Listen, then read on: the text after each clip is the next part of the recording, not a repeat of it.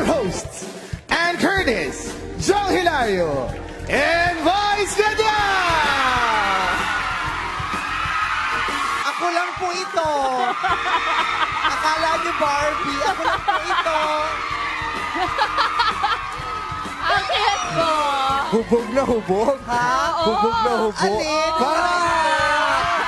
Oh my God! Eto ang dahilan ng pagtataksil ni Mayor. Ito ang binabalik-balikan niya sa club.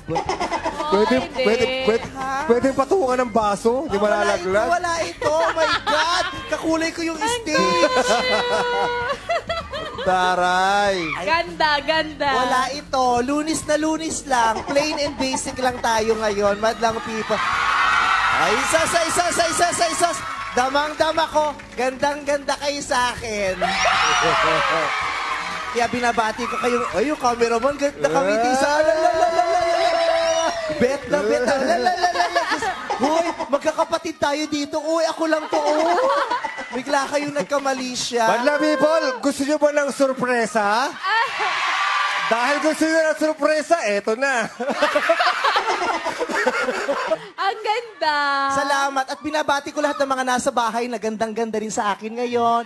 Mga nanonood sa bahay. Yung mga nanay. Hi, mga nanays. O, wag maburyong. Eto ng anak nyo kay ganda, o. Ayan. O, at eto na nga. Mula sa daan-daang kalahok na nagparinig ng kanilang himig sa buong daigdig, heto na ang kanilang huling hamon para makilala na natin ang tunay na sisimbolo ng sundalo ng himigsikan. Welcome sa huling tapatan ng Tawag ng Tanghalan sa Showtime!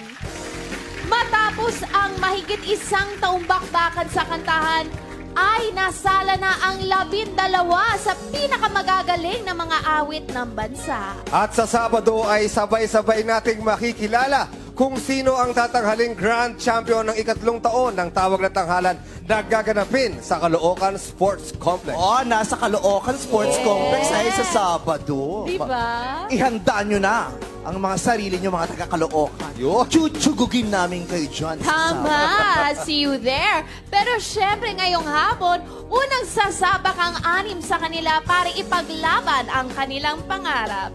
At kahit huling tapatan na, dapat pa rin siyang iwasan ang always ready na si Ready, set, go!